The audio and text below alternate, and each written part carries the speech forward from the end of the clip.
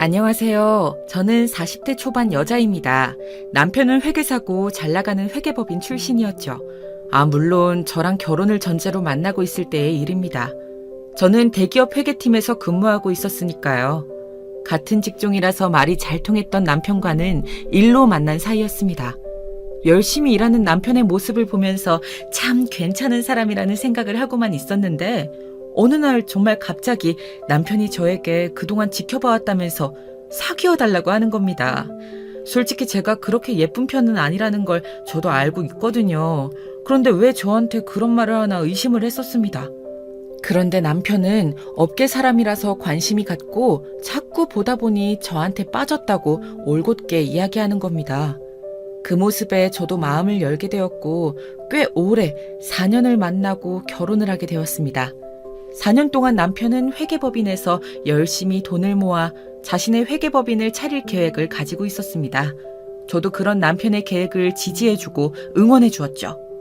결혼과 동시에 같이 새로 차릴 남편의 회계법인을 준비하고 있었으니까요.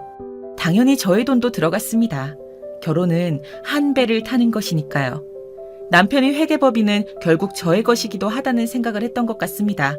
그때는 핑크빛 미래를 꿈꾸고 있었으니까요. 여보, 우리 이제 다음 달이면 결혼이고 또 회계법인도 시작하게 되었네. 그동안 너무 고생했어. 내가 적극적으로 밀어줄 테니까 한번 잘해보자고. 여보 회사면 내 회사이기도 하니까. 그럼 당연하지. 벌써 우리가 만난 지 4년, 결혼과 동시에 회계법인도 차리게 되고 정말 뜻깊다. 여보가 아니었으면 아마 더 걸렸을지도 몰라. 여보 덕분에 대출도 거의 없이 해낸 거잖아. 나 정말 여보한테 잘할게. 충성! 여보가 우리 가족한테 잘해주는 거, 난 그것만으로도 너무 고마운걸. 우리 이제 한 배를 탔어. 정말로 나도 시댁 식구들한테 더 잘할게. 고마워 여보. 우리 잘해보자. 제가 남편을 4년 동안 지켜보면서 남편이 참 괜찮고 누구나 탐내할 만한 사람이라는 걸 더 잘 알게 되었거든요. 하지만 남편은 한눈 한번 팔지 않고 저한테 올인하는 모습을 보여주었고 명절 때마다 저희 집 선물까지 챙기는 싹싹한 면도 있는 사람이었습니다. 남편은 저희 부모님과 그래서 결혼 전이지만 자주 보는 사이가 되었고 저희 부모님께서도 남편을 참 마음에 들어 했습니다. 저희 여동생은 4년 동안 해외에서 유학 중이었기에 사진으로만 소식으로만 남편을 접했었고요. 저와 가족들한테 잘하는 남편을 당연히도 너무 좋게 생각하고 있었고요. 실제로 남편과 제 동생이 만난 건 저의 결혼식에서였습니다.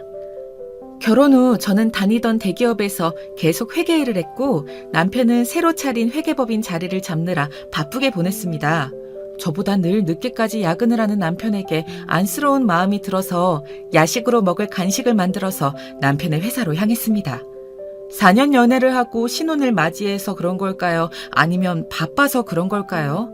저와 남편은 신혼이라는 알콩달콩함보다 사업 파트너? 인생의 파트너 같은 느낌이 더 강했습니다. 그게 꼭 나쁜 것이라는 생각을 하지 않았기에 남편에게 서운하다는 티 한 번 낸 적이 없었죠. 그런데 저의 동생이 저보다 더 가까이에서 남편을 돕고 있었는 줄은 몰랐습니다. 여보, 야근하느라 고생 많지? 야식 만들어 왔어. 깜짝 놀랐지? 퇴근하고 밥 대충 챙겨 먹고 쉬고 있는데 아직까지도 열심히 일할 여보가 생각나서 안 되겠더라고. 간단히 떡갈비 도시락 좀 쌓아봤어. 왔어? 웬일로 왔대? 그게 늦은 시간까지 처제가 같이 고생해줘서 이미 치킨 시켜 먹었는데. 떡갈비 도시락도 참 맛있겠다. 그치, 처제? 네, 그럼요, 형부. 언니, 내가 회계법인 들어가는 게 꿈이잖아. 인턴처럼 형부네 회사에서 일하는 경험이 도움이 될 것 같아서. 야근하지 말고 형부는 얼른 가라고 했는데 내가 고집 부려서 남아 있었어. 치킨 먹을 때 언니도 부를 걸 그랬다. 미안. 아니, 연희 너는 아직도 집에 안 가고 인턴처럼 일 도와주는 거야 알고 있었지만 야근까지 둘이 같이 하고 있을 줄은 몰랐잖아. 그러면 진작 언니한테 얘기를 하지. 떡갈비 도시락도 맛있을걸? 치킨이랑 다르지. 얼른 이것도 먹고 마저 일해. 고마워 여보. 다음부턴 이야기하고 와. 그러면 우리가 안 먹고 여보랑 같이 먹게 기다릴 수 있으니까. 그것보다 우리 동생 야근까지 시키지 않는 게 더 먼저가 아닐까? 으이구. 나를 놔두고 우리 연희를 데려다가 일하게 하면 어떡해. 내가 도와주는 게 더 빠를 텐데. 연희도 쉬고 싶을 텐데 형부 회사라서 야근하자고 하면 거절도 못할 거 아니야. 우리 동생 너무 부려먹는 거 나 서운해? 아니야 언니. 아니래도 형부는 야근하지 말라고 했는데 내가 더 현장 경험 쌓고 싶어서 있겠다고 한 거야. 제가 있어서 방해된 거 아니죠 형부? 당연하지. 처제가 있으니까 한결 수월해. 정말이야. 여보가 도와주면 물론 더 빠르지만 여보도 하루 종일 고생했을 텐데 괜히 내가 더 일하게 하고 싶지 않아서 그랬어. 정말이야. 믿어줘. 하여간 내 남편, 내 동생 둘 다 배려심 넘쳐가지고. 알겠어. 이거 떡갈비 먹고 다시 힘내서 해보자. 내가 도와줄게. 연희는 떡갈비 같이 먹고 얼른 들어가. 알겠지? 알겠어. 언니도 참. 난 언니가 맛있게 싸운 떡갈비 먹고 먼저 퇴근할게. 그럼 되는 거지? 언니는 날 너무 챙겨서 탈이라니까. 뭔가 들키면 안 될 것 같은 현장을 덮친 것 같은 촉이 강하게 왔지만 사랑하는 남편과 친여동생 사이에 뭐가 있다고 생각하는 게 상식에서 벗어난 것이잖아요? 그래서 대수롭지 않게 넘기려고 했습니다. 괜히 의심하면 서로 불편해지기만 할 테니까요. 여동생은 저처럼 회계 쪽으로 취직하기를 원하고 있었고 마침 제 남편이 회계법인을 차렸으니 시기가 딱 좋기도 했습니다. 동생이 제대로 취직하기 전에 인턴을 하면서 준비하면 생활비도 벌고 업무 경험을 쌓기도 좋으니까요. 그런데 그 일을 같이 하면서 둘 사이가 너무 가까워졌다는 생각이 들 때쯤 이 둘은 결국 사고를 치고 말았습니다. 평소처럼 출근한 월요일, 유독 그날따라 집에서 나서기가 싫었는데 남편에게 먼저 출근해보겠다고 인사를 한 게 마지막이 될 줄은 정말 몰랐습니다. 그날 저녁 퇴근하고 돌아와 보니 남편의 흔적이 온데간데 없이 사라진 것 아니겠어요? 미안하다는 편지 한 통 딸랑 남겨놓고 남편은 그렇게 제 인생에서 사라져버렸습니다. 회계법인은 시작한 지 얼마 안 된 상태라 내놓은 지 얼마 안 돼서 바로 다른 회계법인이 들어오기로 한 것 같더라고요. 저는 그런 것도 모르고 남편은 혼자 떠나지 않았습니다. 바로 저희 친여동생과 함께 떠나버렸더라고요. 동생이 남긴 편지는 정말 저를 무너지게 했습니다. 편지 내용은 아직도 생각만 해도 치가 떨리는데요. 남편이 자기한테 어떻게 접근했는지, 왜 떠나게 되었는지가 상세하게 적혀 있더라고요. 저한테 미안해서였는지 저희 엄마한테 편지를 써놨더라고요. 편지 내용은 이렇습니다. 엄마 미안해요. 갑자기 내 짐이 다 사라져 있어서 놀랐지. 형부랑 같이 일하게 되고 나서부터 형부가 신화의 너의 결혼식이라는 노래를 아냐면서 그게 딱 자기가 결혼식에서 날 봤을 때 들었던 감정이라고 그러면서 고백을 해왔어요. 나는 안 되는 걸 알면서도 형부랑 같이 일하는 걸 그만둘 수 없었어요. 나도 언니의 남편이 아니었다면 형부를 좋아했을 거라고 생각해 왔거든요. 엄마한테도 언니한테도 정말 못할 짓이고 이러면 안 되는 거 아는데 멈출 수가 없었어요. 날 용서하지 마요. 언니한테도 용서하지 말라고 전해줘요. 언니 결혼식에서 본 형부를 나도 처음 본 순간부터 좋아했으니까요. 나 혼자만의 마음이겠거니 하고 접으려고 했었는데 형부도 나와 같은 마음이라는 걸 알게 되고 나서는 마음이 그때부터는 내 이성을 넘어서 버렸어요. 나 찾지 마요. 걱정도 하지 말고 형부랑 먼 곳으로 떠나서 살게요. 우릴 잊어줘요. 이렇게 불효해서 미안해요. 언니한테도 너무너무 미안해요. 정말 미치겠습니다. 이 편지만 남기고 남편은 미안하다 4글자 남기고 떠나버렸어요. 엄마, 난 연희가 내 남편이랑 이렇게 눈 맞아서 도망갔다는 게 아직도 믿기지가 않아. 아니, 나 사실은 알고 있었는지도 몰라. 그런데 아니라고 믿고 싶었나 봐. 나 이제 어떡하지? 어떡해요? 너무 억울하고 분하고 화가 나. 두 사람 도대체 어디서부터 어떻게 잘못된 걸까?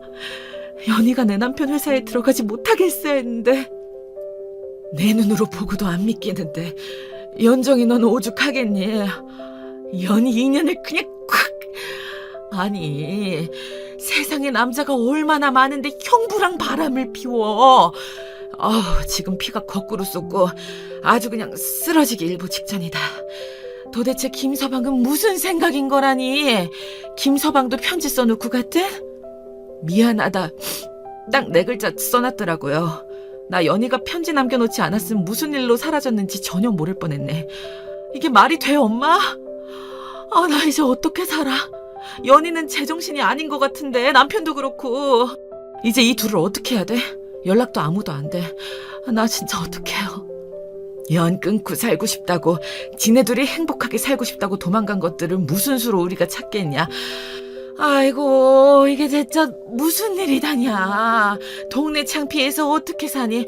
결혼한 지 얼마나 되었다고. 너랑 김서방이랑 4년이나 진득하게 연애하길래 이런 일이 생길 거라고는 꿈에도 상상 못했었는데, 지금 결혼하고 1년도 안 돼서 처제랑 바람이 나다니. 어디서부터 잘못된 걸까? 엄마, 나 이제 정말 어떻게 해야 될지 모르겠어. 연 끊고 살면서 잊어야겠지? 이게 잊혀질까? 잊고 살아갈 수 있을까? 나 정말 갑자기 연이랑 남편이 사라진 게 거짓말 같아요. 안 믿겨져. 안 믿긴다고. 내 딸이지만 정말 속을 모르겠다. 연이 그건 이제부터 내 딸 아니야. 연락도 안 하겠지만 나도 연 끊었다고 생각하고 살아야겠다. 김서방도 마찬가지고. 너도 마음 독하게 먹어. 지금 그렇게 슬퍼하고만 있는다고 뭐가 달라져? 안 그래? 그렇게 남편과 동생이 바람나서 사라져버리고 저는 거의 폐인처럼 살게 되었습니다. 일은 손에 잡히지 않았고 가족들은 물론 친구들에게도 차마 제정신으로 이 이야기를 할 수 없었죠. 한동안 알코올 중독처럼 술에 빠져 살았습니다. 그러다가 문득 저를 버리고 배신하고 떠난 그 두 사람은 행복하게 살 텐데 저만 이렇게 불행하게 살자니 너무나 억울한 생각이 들더라고요. 그래서 다시 저의 중심을 찾아야겠다고 생각했습니다. 그래서 안식년으로 1년 쉬면서 술에 빠져있던 시간을 청산하고 다시 회사에 출근하면서 정말 독하게 일했습니다. 다른 생각을 하지 않도록 저를 계속 채찍질했다는 표현이 더 맞을 것 같습니다. 그렇게 저는 남편과 동생에게 받은 상처를 잊고 살기 위해서, 외면하기 위해서 일과 결혼한 사람처럼 미친 듯이 일했고 최연소 재무팀장을 맡을 정도로 빠르게 승진했습니다. 회사에서 능력을 인정받을 수밖에 없었죠. 밤낮으로 그렇게 집도 안 가는 수준으로 일에 매달렸으니까요. 그렇게라도 하지 않으면 정말 미칠 것 같았거든요. 여러분이 저라면 어떻게 하셨을 것 같으신가요? 어차피 백방으로 찾는다고 남편이랑 동생을 찾을 수 있을 거란 생각은 안 들었거든요. 작정하고 저를, 우리 가족을 떠나버린 거였으니까요. 당연히 이 일을 계기로 시댁과의 연도 자연스럽게 끊어졌고요. 그렇게 10년이 지났습니다. 세월이 참 무섭도록 빠르게 흘러가더라고요. 10년간 단 한순간도 남편과 바람나서 떠난 동생을 잊지 않고 살았습니다. 차라리 잊고 살고 싶은데 그것만은 잊어지지 않더라고요. 문신처럼 남은 마음속의 상처는 아물 길이 없었습니다. 그런데 어느 날 모르는 번호로 문자가 왔습니다. 10년 만이었습니다.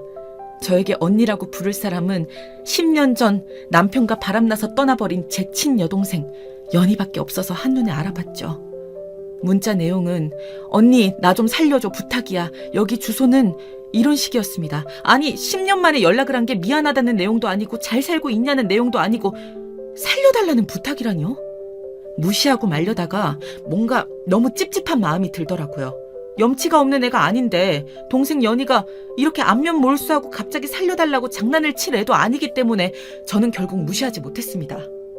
동생 연희가 문자로 알려준 주소로 한번 찾아가 보기로 했죠. 그 주소를 찾아 주택 앞에 도착한 순간 너무 끔찍한 광경에 놀라 다리가 후들거렸습니다. 연희가 거짓 같은 꼴을 하고 혼자 나오지도 못하고 밖을 하염없이 바라만 보고 있는 모습이 보였거든요. 저는 문을 열고 동생 연희의 손을 잡고 미친 듯이 도망쳤습니다. 맨발로 뛰쳐나온 연희가 너무 안쓰럽더라고요. 제 차에 얼른 태워서 고속도로로 전진 또 전진했습니다. 옷이 다 해져서 낡아가지고 옷이라고 할 수 없을 정도인 것을 입고 있더라고요. 저는 제 옷을 벗어서 동생 연희에게 덮어주었습니다.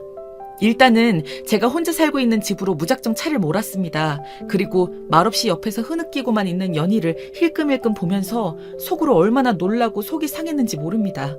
연희는 도대체 지난 10년 동안 무슨 일이 있었던 걸까요? 왜 그 집에서 문도 혼자 못 열고 갇혀 있었던 걸까요? 동생 연희를 본 순간 구해야겠다는 생각밖에 안 들어서 얼른 동생 연희를 데리고 빠져나왔지만 정말 이해가 되지 않는 것들 투성이었습니다. 그 주소와 저희 집과는 한 2시간 반 정도 떨어진 곳이었기에 한 1시간 정도 도로를 달리다 보니 저도 연희에게 이야기를 들어봐야겠다는 생각이 들어서 말을 걸었습니다. 연희야, 어떻게 된 거야? 10년 만에 연락해서 살려달라니. 너 그러고 있는 꼴을 보니까 내가 못 참겠어서 일단 데리고 도망왔는데 도대체 김준성 그 사람이 너한테 무슨 짓을 한 거야? 말해봐. 다 괜찮으니까. 언니, 와줘서 정말 고마워. 난 다시 세상 밖으로 영영 못 나오는 줄 알았어. 기회가 생긴 순간 언니밖에 안 떠오르더라. 언니라면 와줄 거라고 생각했나 봐. 정말 고마워. 그러면 10년 동안 핸드폰도 없이 산 거야? 집에 갇혀서 사는 것 같던데 왜 네 손으로 문을 열고 나올 수도 있는데 못 나오고 창밖만 바라보고 있던 거야? 도대체 무슨 일이 있었던 거냐니까. 나 너무 놀라서 말도 안 나오고 정말 1시간 달리고 나서야 물어보는 거잖아. 힘들면 천천히 말해줘도 돼. 하지만 진실을 덮을 생각은 하지 말고. 알겠지? 동생 연희는 말없이 끄덕이면서 하염없이 창밖을 바라보며 눈물을 연신 훔치더라고요. 대체 무슨 일이 있었던 건지 저는 정말 상상이 안 가더라고요. 어떤 상상을 해도 해외 유학을 갈 정도로 사교성도 좋고 활발한 동생 연희가 집안에 갇혀서 10년을 살았다는 게 말이 안 되었으니까요. 옷도 다 낡았는데 겨울이었고 집안에 보일러는 틀어놓았던 건지 정말 동생 연희를 말도 안 되는 이유로 학대한 건 아닐까 나쁜 상상들에 사로잡히게 되었습니다. 그러면서 정말 그게 진실이 아니길 간절히 바랐죠. 한때는 저희 남편이었던 사람이니까요. 그 정도로 악질이 아니길 바라고 또 바랐지만 왜 이런 기대는 항상 저버리지 않는 걸까요? 언니, 나 이제 얘기할 준비 되었어. 형부랑 도망치고 한동안은 정말 일도 안 하고 둘이서 신혼처럼 세상에 둘밖에 없는 것처럼 그렇게 살았어. 언니한테 미안할 정도로 말이야. 그런데 그게 나의 죄인 줄도 모르고 그 시간들을 나를 감금하는 족쇄가 되었어. 김준성 그 인간은 악마야, 언니. 그게 무슨 소리야? 회계법인까지 차렸던 사람이 무슨 이중인격이라도 가지고 있었던 거야? 내가 4년 만나는 동안, 그리고 1년도 안 되는 세월이었지만 그동안은 정말 착실하고 열심히 사는 사람이었는데 정신적인 문제도 없는 것 같았고 몸도 마음도 건강한 사람이었다고 생각했는데 그게 다 착각이었나? 날 가두기 시작한 건 우연히 우체국 택배 아저씨랑 이야기를 나누는 장면을 목격당하면서부터 시작되었어. 내가 전부 김준성이라는 인간 소유라고 생각했던 거지. 날 같은 사람이 아니라 인형처럼 취급했어. 김준성 그 사람은 집착이 심한 정신병이 있는 사람이었어. 날 그날 처음 때렸어. 때리면서 다른 외간 남자랑 눈도 맞추면 안 되고 이야기도 하면 안 된다면서 날 가두고 묶었어. 집을 벗어날 수 없게 방에 가둬놓고 마음에 안 들면 때렸어. 내 옷을 다 가져다 버리고 지금 입고 있는 이 거적대기만 남겨놨지. 맞으면서 찢긴 것들이야. 뭐? 말도 안 돼. 그런 습성이 있을 거라고는 전혀 생각도 못했는데 왜 하필 너한테 이런 몹쓸 짓을. 난 그것도 모르고 널 너무 원망했어. 김준성 그 새끼랑 같이 날 배신하고 떠났으면 잘 살았어야지. 이게 뭐야? 왜 그동안 도망치지 않은 거야? 시도할 때마다 어떻게 알았는지 달려와서 날 다시 가두고 때리더라고. CCTV를 설치해 놓은 걸 확신했지. 난 10년 동안 인간 같지 않은 삶을 살았어, 언니. 내가 언니를 배신하고 미친놈을 만나서 이렇게 죗값을 치른 게 아닐까? 나 너무 살고 싶었어. 앞으로 언니 배신한 죄 정말 속죄하면서 살게. 제발 그놈한테만 날 보내지 말아줘. 그놈은 회계일은커녕 나는 몇 달간 아무 일도 안 하고 벌어놓은 돈을 쓰기만 했어. 그리고 남은 돈은 도박에 손을 대면서 점차 사라져갔지. 도박이라고? 도박에까지 손을 댔단 말이야? 그래서 집이 그렇게 허름했던 거였구나. 난 당연히 좋은 곳에서 회계법인 차리고 둘이 회계일하면서 살고 있을 거라고 생각했어. 어차피 찾아도 찾아지지 않을 거라고 생각하고 아예 찾는 것도 포기했지. 작정하고 우리 가족을 떠난 거였으니까. 그런데 그렇게 끔찍한 범죄를 당하고 있었다니 믿기지가 않는다. 김준성 정말 가만두지 않을 거야. 이제 걱정 마. 내가 미안해, 내가. 언니가 미안해할 건 없지. 오히려 언니가 이런 일을 당하지 않아서 다행이지. 내가 미친년이었어. 정말 미쳤던 거야. 형부가, 아니 그 새끼가 이런 범죄자 같은 성향이 있는지도 모르고 언니, 그 인간 도박하는 곳 내가 알아. 그 새끼 감방에 쳐넣자. 제발 부탁이야. 안 그러면 그 미친놈은 스토커처럼 날 쫓아올 거야. 내가 자기 소유인 줄 알거든. 제발 그 끔찍한 지옥에 다시 갇히고 싶지 않아. 언니 나 살고 싶어. 부탁할게. 사정하면서 울음보를 터뜨리는 동생 연희를 보고 있자니 한쪽 가슴이 너무나 아려오는 거 있죠. 정말 어쩌다가 제 남편은 그런 짓을 저지르게 된 걸까요? 원래 그런 사람이었던 걸 제가 몰라본 걸까요? 아니면 동생을 향한 마음이 너무 강해져서 집착으로 변해서 그렇게 된 걸까요? 그렇게 성실했던 사람이, 일밖에 몰랐던 사람이 동생에게 그런 끔찍한 짓을 하고 10년 동안 감금을 했다는 게 정말 듣고도 믿어지지가 않더라고요. 그러나 동생 연희의 꼴을 보니 안 믿을 수도 없는 지경이었고요. 그래서 동생이 더 위험해지지 않도록 남편의 도박에 대해 자세히 이야기해달라고 했습니다. 네 말이 사실이라면 정말 위험한 인간인 거잖아. 내가 김준성 그 새끼 회계법인 차린다고 내가 모아둔 돈까지 넣어서 한 건데 그걸 홀랑 빼먹고 갔는데 그런 집에서 살게 하다니 도박으로 대체 얼마나 날려먹은 거야. 도박으로도 넣을 수 있지만 널 지금까지 감금한 것도 분명 죄야. 내가 어떻게든 그 새끼 감방에서 썩게 만들게. 그러니까 조금 더 자세히 말해봐. 언니 고마워. 정말 고마워. 김준성 그 새끼 처음엔 날 가둬놓고 술을 사러 간다더니 한동안 안 오더라고. 그러고는 도박할 때 쓰는 칩을 가져와서 망했다고 막 그러는 거야. 그때 알았어. 이놈이 도박에 빠졌구나. 다시 회계법인을 차릴 일은 없겠구나. 그렇게 야금야금 까먹다가 이 집까지 아마 넘긴 걸로 알고 있어. 내가 언니한테 문자를 보낼 수 있었던 게 바로 집 보러 온 사람 덕분이거든. 나 대신 신고해주겠다는 거 문자 한 통만 쓰게 해달라고 했어. 그렇게 연락한 사람이 언니고. 아니 연희야, 이 바보야. 그동안 왜 신고를 안 했어? 신고했으면 더 빨리 벗어날 수 있었을 텐데 왜 그랬어? 내가 그리고 그 문자 받고 안 오면 어쩌려고 그런 거야? 아, 너도 정말. 내가 염치 없어도 그래도 언니라면 날 구하러 와줄 거라고 생각했어.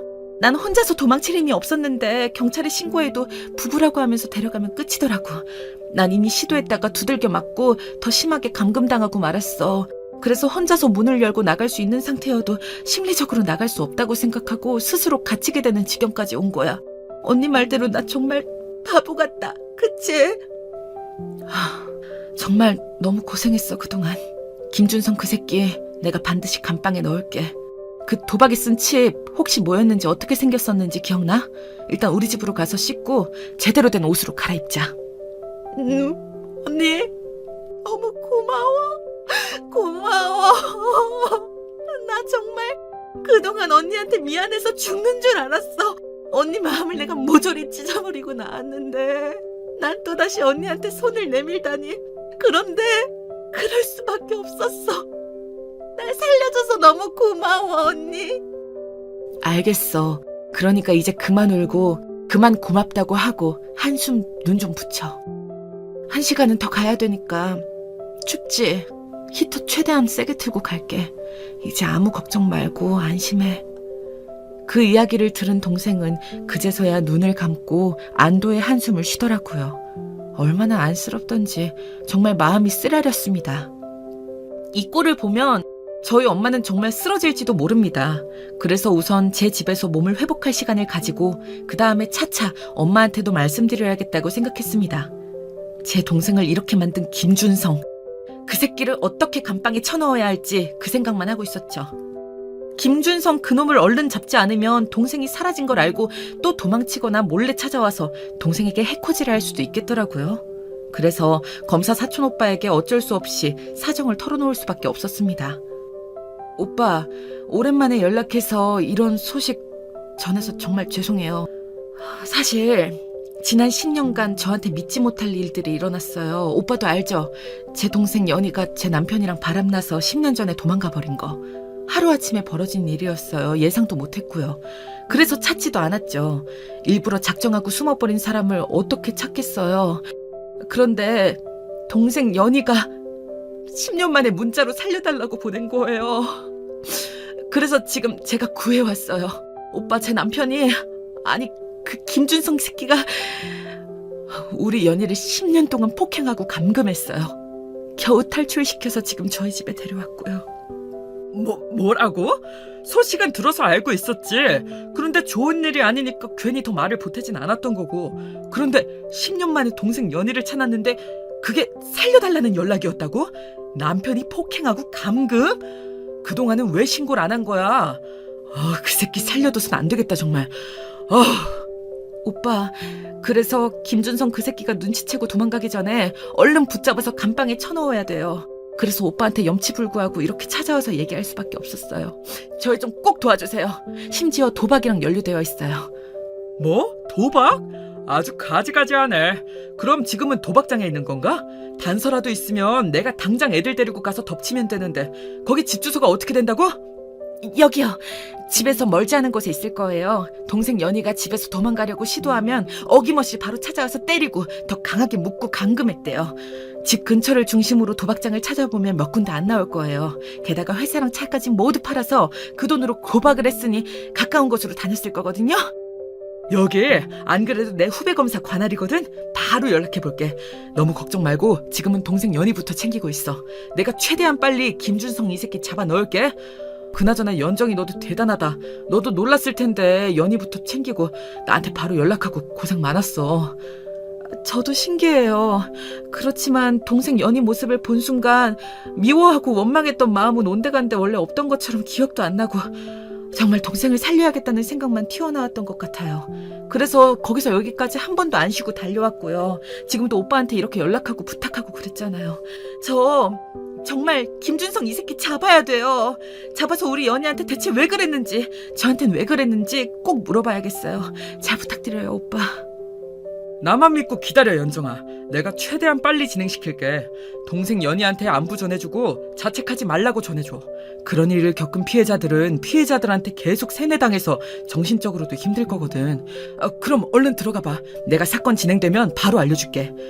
네, 고마워요, 오빠. 저는 동생 연희 돌보러 가볼게요. 뭐든 단서가 잡히면 연락 주세요. 김준성 이 새끼 금방 잡을 수 있을 거예요. 차도 없으니까 멀리 못 다닐 거거든요. 집으로 돌아가면서 동생이 좋아했던 음식을 떠올리며 재료를 샀습니다. 동생이 좋아하는 음식을 오랜만에 해주고 싶었기 때문이었죠. 그런 끔찍한 일을 당한 게 너무 안쓰럽고 제가 그 사람이랑 결혼하지만 않았어도, 그래서 둘이 마주치지만 않았어도 이런 일은 안 일어나지 않았을까, 그런 생각이 들었거든요.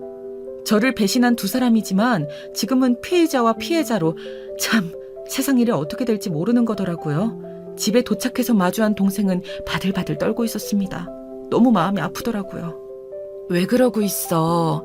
집이 추웠어? 보일러 더 틀어주고 갈걸. 나 방금 검사 사촌 오빠한테 이야기하고 왔어. 다행히 후배 검사가 그 지역 관할이더라. 도박장 파악도 하고 있을 테니 잡는 건 시간 문제일 것 같아. 김준성 그 새끼가 빠르면 내일이라도 잡히지 않을까? 그리고 오늘은 이렇게 나랑 같이 있는데 절대 여기 못 찾을 거야, 절대. 그러니까 너무 불안해하지 말고. 고마워, 언니. 사실 10년 동안 이렇게 멀리 도망쳐본 적이 한 번도 없어서 불안하기도 하고, 사실 모든 게 꿈만 같아. 언니, 이거 꿈 아니지? 그치? 나 언니가 구해줘서 여기 있는 거잖아, 그렇지? 그럼 당연하지. 아무 걱정 마. 김준성 그 새끼를 이제 다시 보는 일은 없을 거야. 보더라도 법정에서 했겠지. 그동안 10년 동안 너무 고생 많았어. 네가 미웠어도 찾아라도 볼 걸 그랬나 봐. 날 배신하고 남편과 함께 떠나버린 널 찾는다고 무슨 의미가 있나 싶었었어. 그러지 말걸. 널 찾았어야 하는데 미안해. 언니, 내가 언니 입장이었으면 절대 날 구하러 오지 않았을 거야. 언니니까 날 구하러 와준 거지. 배신은 내가 했는데 왜 언니가 날 찾지 않은 거에 미안해. 아마 그때 언니가 날 찾았더라도 찾아지지 않았을 거야. 감금은 도망친 지 1년도 안 돼서 시작되었거든. 정말 그 새끼 벌받게 하자. 그런 잘못된 생각으로 너한테 저지른 범죄들 다 죗값 치르게 해야지. 내가 반드시 꼭 그렇게 만들 거야. 꼭 할 거야. 동생 연희에게 새 옷을 주고 좋아하는 음식들을 차려주고 같이 이야기를 하다 보니 어느새 새벽이 되었더라고요. 동생 연희를 재우고 심란한 마음을 이제야 털어볼 수 있었죠. 저도 그날 하루 너무 길고 힘들었거든요. 문자를 보자마자 불현듯 이끌리는 마음에 안 가면 찝찝할 것 같은 그 마음에 달려간 곳에는 사람 꼴을 하지 않고 있던 10년 전 남편과 함께 도망간 친여동생이 있었으니까요. 그것도 처참한 몰골을 하고서요. 심리적으로도 신체적으로도 굉장히 미약한 상태였습니다. 멀쩡했던, 활발하고 잘 웃던 저의 소중한 동생을 그 꼴로 망쳐놓다니 남편이, 아니, 김준성 그 새끼가 정말 너무나 믿고 찢어 죽이고 싶더라고요. 저는 10년 만에 갑자기 일어난 일에 그날 새벽 뜬 눈으로 지새우게 되었습니다. 그리고 이 간절한 마음을 하늘도 알아주었던 걸까요? 다음날 검사 사촌 오빠에게서 김준성 그 새끼를 검거했다는 소식을 바로 들을 수 있었습니다. 얼마나 안도가 되었는지 모르겠습니다. 그래서 동생 연희에게 바로 이 소식을 말해주고 저는 경찰서로 달려갔습니다. 정말 내 동생 연희한테 왜 그랬는지, 저한테는 왜 그랬었던 건지 물어봐야만 했었거든요. 김준성, 너 왜 그랬어? 왜 그랬어? 내 동생 연희랑 같이 하루아침에 사라져버린 지 10년이야. 데려갔으면 잘해줬어야지. 끝까지 성실하게 살았어야지. 감히 감금에 폭행을 해? 나한테 뜯어간 돈으론 도박을 했더라. 네가 인간이니? 아, 너였구나. 네가 연희를 데려갔어, 맞지? 10년 전에 남긴 말 그게 다야. 내가 너한테 해줄 말은 미안하다고 했잖아. 이건 나랑 연희 사이 문제야. 네가 낄 자리는 없어. 연희 어딨어? 연희 데려와, 얼른! 연희 내 거야, 내 거라고. 정말 너 미쳤구나. 언제부터야? 대체 우리 연희한테 왜 그런 거냐고. 넌 내 남편이었잖아. 형부가 처제를 사랑하는 게 말이 돼? 왜 내 동생 연희한테 접근한 거냐고. 딸랑 미안하다는 네 글자 남겨놓으면 다야? 나한테 최소한의 미안함도 없는 거니, 이 쓰레기야? 우리 결혼식에서 처제인 연희를 본 순간 움직일 수가 없었어. 숨을 쉴 수조차 없었지. 왜 하필 연희를 이제야 만난 건지, 하필 내 결혼식에서 내 신부의 동생인 연희를. 이제 나는 어떻게 해야 하나 정말 망설였어. 내가 찾던 꿈의 이상형이 바로 연희였다고. 난 그저 바라볼 수밖에 없겠지 하면서 체념해야지. 그런데 피할 수도 없는 걸, 나의 그 첫사랑 같은 존재인 걸. 너한테 미안하지만 연희는 나의 첫사랑이야. 너는 결혼을 해야 될 때가 돼서 선택한 사람이었고. 뭐? 그게 지금 할 말이야? 정말 그런 생각을 했다고? 우리의 결혼식에서 만난 내 친여동생한테 그런 마음을 가지는 게 정상이야? 이 미친 새끼야. 그 마음 접었어야지. 우리 연희를 꼬여내서 도망갔으면 잘 해줬어야지. 감금에 폭행을 해? 네가 사람이라고. 가까이서 꿈에 그리던 이상형인 연희를 보는 것만으로도 만족하려고 했어. 그런데 내가 차린 회계법인의 인턴으로 들어온 연희를 보고 난 더 이상 지체할 수 없었어. 내가 죽일 놈이라도 없앨 수 없었어. 용서받지 못할 감정도 연희를 향해 터질 듯한 내 가슴도 혼자만의 사랑이 아니었으니까. 연희도 날 사랑했거든. 연희의 마음을 안 순간 어차피 나한테 다른 길은 없었어. 오직 난 연희에게로. 모든 게 끝이라 해도 연희랑 함께하고 싶었거든. 지금 이 순간도 견딜 수 없을 것 같아. 연희 데려와. 연희 데려오라고! 내 옆에는 연희가 있어야 해. 어디도 못 가. 못 간다고. 이 변태 미친 사이코 새끼야. 더러워. 너 같은 건 평생 우리 연희 얼굴 볼 자격도 없어. 그렇게 좋다면서 사람을 패? 가둬? 묶어? 넌 구제불능이야. 날 4년 동안이나 만난 게 가짜 감정이었다니. 날 그만큼 좋아하지 않았기에, 사랑하지 않았기에 이렇게 감금하지도 않았던 거였구나. 정말 할 말이 없다. 어이가 없어서. 이렇게 범죄자로 변할 줄 알았으면 너랑 결혼을 선택하지 않았을 거야. 정말 한심해. 알겠으니까 연희 데려와. 데려오라고. 이제 도박 같은 거 안 할 테니까 연희는 내 옆에 놔줘. 부탁이야. 도박 안 한다니까? 나 좀 풀어줘 제발. 연희 없인 하루도 살 수가 없어. 너 같은 새끼한테 우리 연희를 보낼 것 같아? 넌 평생 감옥에서 썩어야 해. 우리 사촌 오빠가 검사야. 그래서 널 빠르게 잡아넣을 수 있었던 거고, 네가 가볍게 형을 받는 꿈은 꾸지 않을 게 좋을 거야. 연희를 2번 다시 볼 생각도 하지 말고. 넌 최악이야. 10년 동안 연희를 그렇게 괴롭혔으면 됐지. 얼마나 더 하라고, 이 잔인한 새끼. 연희야, 내가 잘못했어. 나 연희 보게 해줘. 부탁이야. 네가 연희를 데려가지만 않았어도 우린 행복하게 잘 살 수 있었어. 더 이상 말도 안 되는 남편의 궤변을 들어줄 필요가 없다는 생각이 들더라고요. 연희를 그렇게 때리고 감금한 남편이 10년 동안 그랬다는 게 지금 도박꾼으로 변해버린 쾌한 남편의 몰골을 보니 이해가 가더라고요. 10년 전에 저를 떠나갈 때는 절대 몰랐던 그의 추악한 그 모습이 너무 끔찍했습니다. 심지어 저를 만나 연애한 4년이 모두 거짓된 시간이었다는 것에서도 너무나 큰 충격을 받았죠. 네, 맞아요. 연희가 객관적으로 저보다 예쁘고 성격도 좋습니다. 저보다 어리고요. 인기도 늘 많았죠. 하지만 연희가 딱 남편의 이상형이었다니 정말 꿈에도 몰랐습니다. 하긴 그러니까 하루아침에 도망을 가버릴 마음까지 먹었겠죠. 동생 연희는 뭣도 모르고 대학 졸업 후 제대로 된 사회생활을 해보기도 전에 제 남편에게 붙잡혀서 10년을 그렇게 갇혀 살았습니다. 너무 끔찍하잖아요. 아직도 저는 제가 왜 남편을 결혼 상대로 생각했을까? 4년 동안 거짓말로 사랑을 속삭이는 그를 알아보지 못했을까? 저 스스로를 자책하곤 합니다.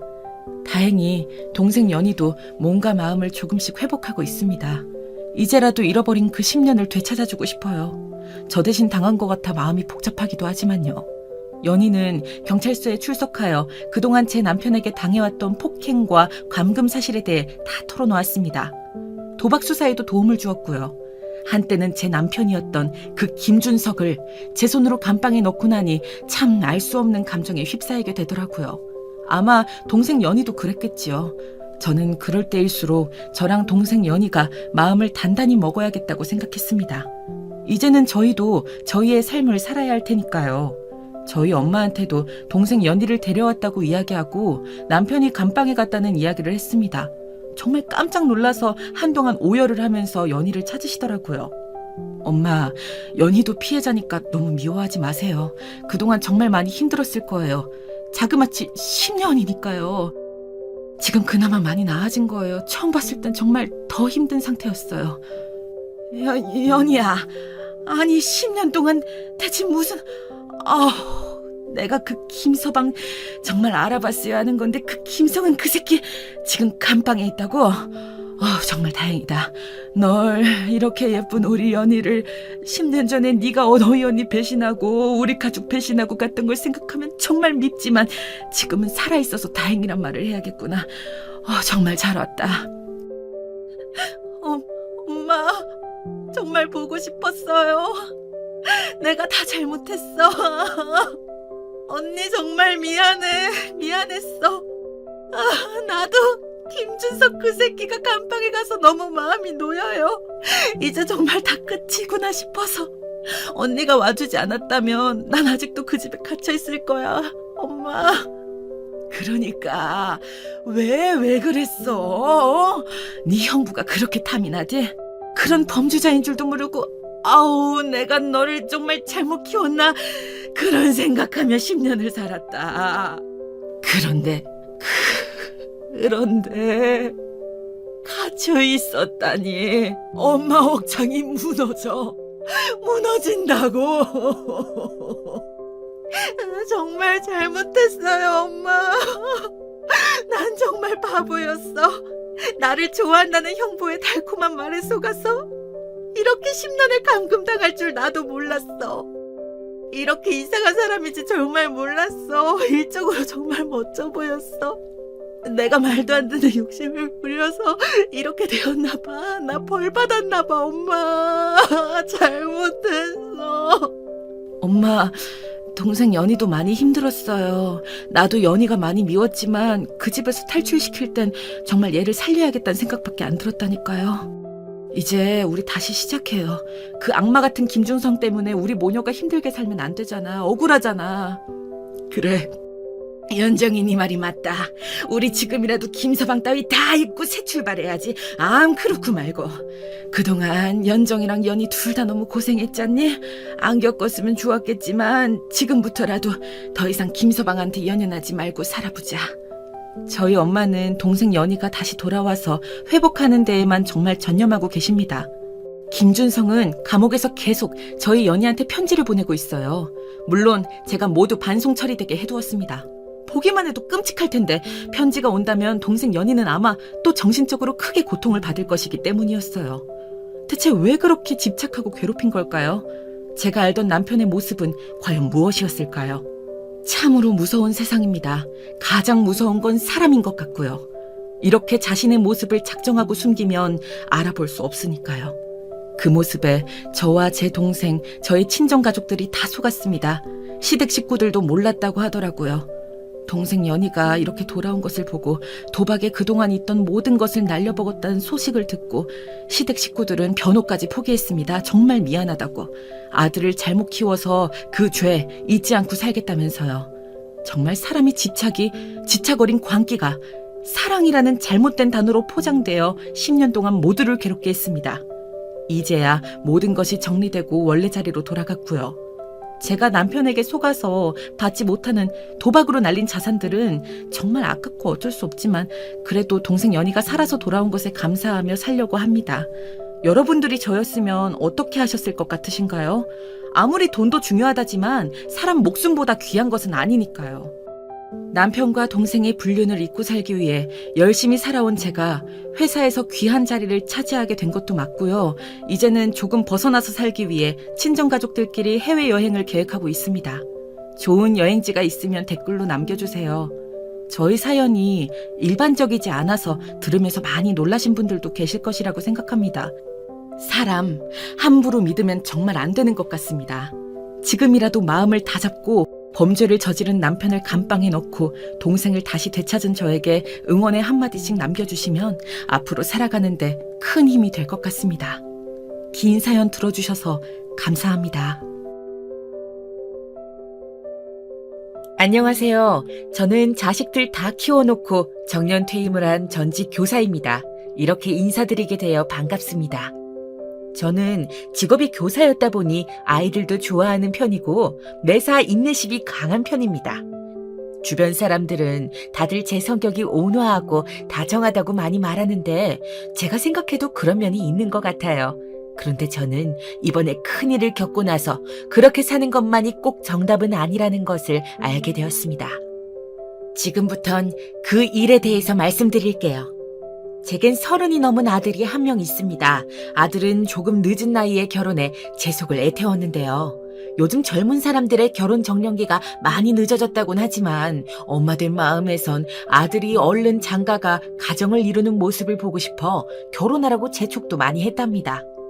저희 아들은 의사인데요. 워낙에 공부량도 많고 일 자체가 바쁘다 보니 아무래도 누군가를 만나는 게 쉽진 않은 모양이더라고요. 그래서인지 선자를 주선해줘도 만남이 잘 성사되지 않는 듯 싶었어요. 제가 이렇게 아들의 결혼을 바랬던 이유는 아들이 가정을 통해 안정감을 찾았으면 하는 마음에서였는데요. 왜냐하면 아들이 어렸을 적 저는 아들에게 안정된 가정을 선물해주지 못했기 때문입니다. 남편과 이제 정이부터 부부로서 살아나가려던 때 겨우 20대의 시절 너무 젊디 젊은 날 갑작스럽게 남편의 비보를 접하게 되었습니다. 아이고, 이를 어째? 글쎄 지금 자기 남편이 응급차에 실려갔대. 뭐라고요? 아니 그게 무슨 말이야? 내 아들이 응급차에 실려갔다니?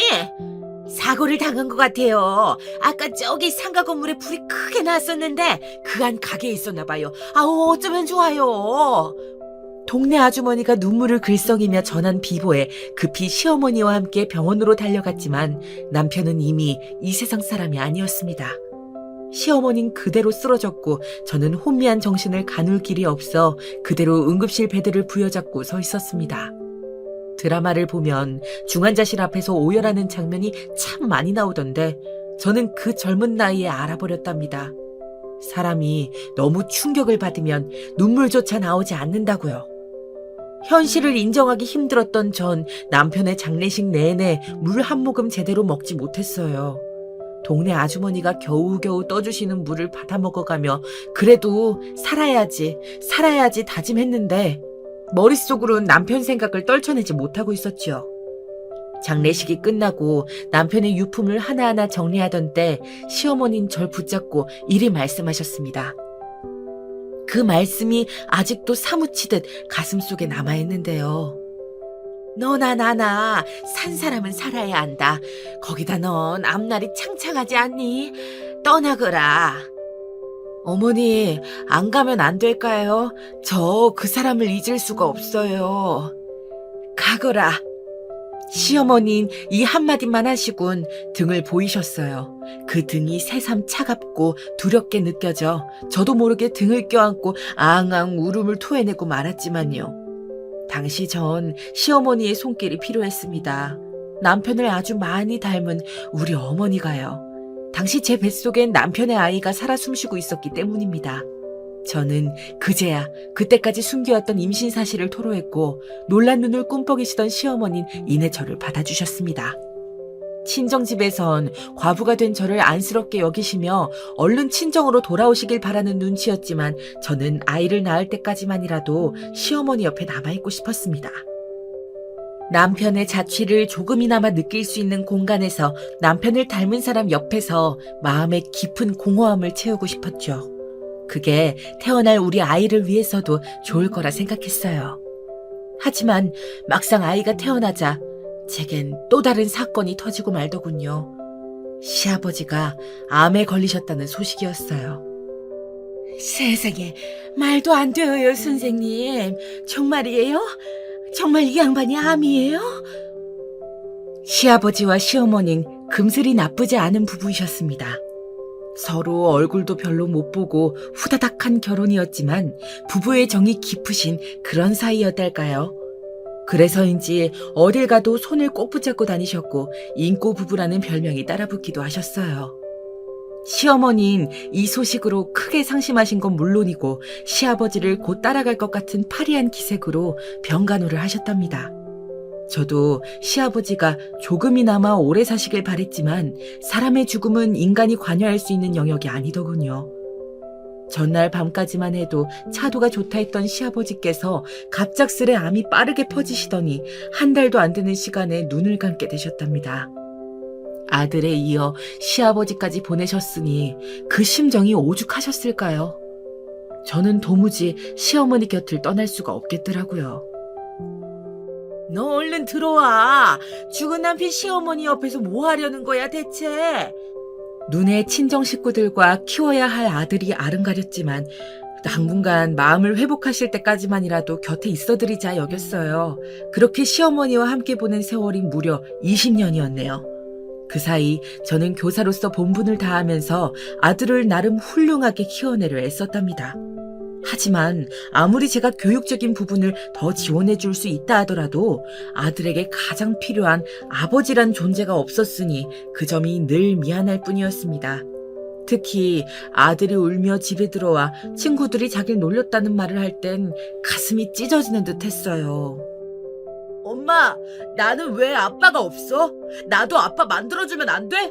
아빠 만들어줘. 만들어 달란 말이야. 그게 미안해 성현아. 미안해 우리 아들. 저는 그저 아들을 감싸고 달래며 미안하단 말을 수없이 되뇌일 수밖에 없었어요. 그런데 어렸을 적엔 그렇게 약하고 잘 울었던 아들이 어느새 장성하여 씩씩하게 크는 듯 하더니 다른 면모를 보이더라고요. 전교권에서 1등이란 성적표를 받아오는 겁니다. 그리고 자신은 의대에 가겠다고 하더라고요. 엄마, 나 의대에 가서 아픈 사람들을 돌보고 싶어요. 그때 우리 아버지도 조금만 응급처치가 빨랐으면 살 수 있었다고 했잖아요. 다른 사람들에겐 그런 고통 겪게 하고 싶지 않아요. 사실 남편은 응급실에 도착하고도 치료가 늦어져 허탈히 죽음을 맞이했는데 술을 먹고 저도 모르게 주절주절 한 이야기를 기억했는지 아들이 어린 나이에 들었던 그 이야기를 가슴에 품었나 봅니다. 마음 아프게도 그 이야기를 꺼내어 꼭 의사 가운을 입겠다 하더군요. 그렇게 아들은 정말로 자기의 바람대로 의대에 가 의사가 되었고 저는 너무 대견할 뿐이었답니다. 가끔은 세상을 떠난 시어머니 묘에 찾아가서 가끔은 남편 묘에 찾아가서 우리 아들이 이렇게 컸다고 속삭이다 오기도 했어요. 그리고 내심 속으로 아들이 이제 결혼만 하면 내 역할은 끝나겠구나 하고 여겼어요. 그런데 이 녀석이 30이 넘고 나이가 차도 여자를 데려올 생각을 안 두군요. 성현아, 강요하는 건 아니지만 이젠 나이가 드니까 엄마도 손주 보고 싶고, 아니 손주까진 아니더라도 너 결혼해서 잘 사는 건 보고 싶은데 엄마는 시간 가는 게 참 아깝다. 언젠간 이렇게 살그머니 말한 적도 있었는데 아들은 제 말에 빙그레 웃을 뿐 아직은 일이 좋다는 말만 하더라고요. 그러다 그로부터 6개월 후 갑작스레, 정말 갑작스레 저녁을 먹는 자리에서 결혼하고 싶은 여자가 있다고 말을 꺼내왔어요. 얼마나 놀랐는지 먹던 갈비찜이 체할 뻔했습니다. 워낙에 속마음을 잘 드러내지 않는 녀석이긴 했지만 1년이나 만나왔던 여자가 있었으며 그 여자와 결혼 이야기를 나눴고 부모님까지 배웠다는 말을 전해 듣는데 놀라지 않을 수가 없더군요. 다급한 마음에 어떤 여자나 물었더니 나이는 아들보다 5살 어렸는데 쇼핑몰도 운영하고 카페도 운영하는 사업가라고 하더군요. 저는 벌써부터 아가씨의 모습이 상상되는 듯하여 얼른 데려오라며 주책을 떨었답니다. 약속한 날 새벽부터 장을 봐 가득 맛있는 창을 차려놓고도 가슴이 떨려 죽을 지경이었지요. 어머, 왔니? 들어오렴. 밖에 많이 춥지? 들어와요, 아가씨. 안녕하세요, 어머님. 그런데 사람이 첫인상이라는 것이 있잖아요. 저는 오랫동안 사람을 가르치는 일을 해온 사람으로서 묘한 직감 같은 게 있었는데 그 인상이 약간 쎄하다고 볼 수 있었어요. 어딘지 모르게 찬바람이 도는 것 같은 그런 느낌이요. 게다가 보통 처음 예비 시어머니를 보는 자리에선 낯설어하거나 혹은 어색해하기 마련인데 전혀 그런 기색 하나 없이 약간은 대충 인사를 하곤 자리에 앉더라고요. 물론 성격이 밝고 활달한 아가씨면 낯을 가리지 않을 수도 있지만 그런 차원이 아니었답니다. 무표정이고 잘 웃지도 않는데 그래서인지 저도 모르게 내내 아가씨 눈치를 보게 되더군요. 예비 며느리지만 참 어려운 사람이구나 하고 어떻게 하면 이 고부관계를 잘 다져나갈 수 있을지 갑자기 한꺼번에 여러 생각들이 핑핑 돌았답니다. 엄마, 오늘 그 사람이 많이 긴장했나 봐요. 평소엔 말이 많은 편인데. 그러니? 아유, 역시 그랬구나. 차차 나아지겠지. 아직은 처음이니 서로 낯설 거야. 아들의 말에 살짝 안심하긴 했는데 제가 생각했던 것과는 상황이 다르게 풀려져 나갈 것 같은 예감이 들었습니다. 이어진 상견례가 그 시작점이 되었는데요. 우선 며느리 쪽 집안이 아들에게 들었던 것보다 훨씬 잘 산다는 사실을 알게 되었답니다. 안사돈께서 막힘없이 얘기를 하시는데 당황스럽더군요. 어머, 우리 딸이 말을 안 했나 봐요. 얘가 워낙 이런 부분에서 말을 아끼는 편이라 저희 집이 꽤 잘 살아요. 남들은 이걸 이런 말 하면 싸 보인다나 저렴해 보인다는 이유로 아끼던데 전 안 그래요. 부자인 걸 왜 감춰요? 안 그런가요? 저희가 소유하고 있는 건물만 2채예요. 제 딸이 거기 1층 카페를 운영하고 있고요. 아이고, 그러셨어요. 몰랐네요. 바깥 사돈께서 자수성가 하셨다고 들었는데 정말 열심히 사셨나 봐요. 예, 이 양반이 그랬죠. 그래서 저희 딸이 손에 물 한 방울 안 묻히고 귀하게 자란 딸입니다. 제가 품에 끼우고 키운 딸이나 마찬가지예요. 물론 우리 사위가 의사이고 빠지는 조건은 아니지만 저희 집안이 이렇다 하는 정도는 미리 말씀드리는 겁니다. 알고 계시라고요. 아, 예. 저는 사실 그날 혼자 나가는 것이 괜히 민망스럽기도 하고 그날따라 남편이 있었다면 더 좋지 않았을까 싶어 씁쓸한 마음이 있었는데요. 그것도 금방 달아나게 할 만큼 안사돈께서 말씀이 무척 많으시더라고요. 상견례 내내 주렁주렁 진주 목걸이를 달고 오셔선 내내 재력 자랑을 하다 가셨는데 화통하신 성격인 듯하여 좋아 보이다가도 어쩐지 기를 죽이려는 듯 계속 돈 이야기만 하니 뭐라 응수해야 할지 막막하더군요. 저야 그냥 평범한 교사이고 투자나 재테크 같은 거엔 일절 관심이 없어 가진 재산이라곤 알뜰살뜰 모아둔 것밖엔 없었으니까요. 아무쪼록 전 이 이후로 혹여나 며느리가 보인 태도가 저를 얕잡아 보는 것에서 오는 것인가 하는 의심을 처음으로 하게 되었답니다. 가까스로 아니라 생각하려 애썼지만 상견례가 끝나고도 며느린 뭐든 대충대충 시기였거든요. 신혼여행을 다녀와서도 아들과 함께 방문했을 때 은근슬쩍 눈치를 주더라고요. 거기다 아들이 잠시 화장실에 간 틈을 타 저에게 한 질문도 터무니없어 깜짝 놀라게 했고요. 대범하다 못해 공격적이라는 생각이 들 만큼 예의 없는 질문이었어요. 저 너무 피곤한데 어머님 조금 일찍 가면 안 되나요?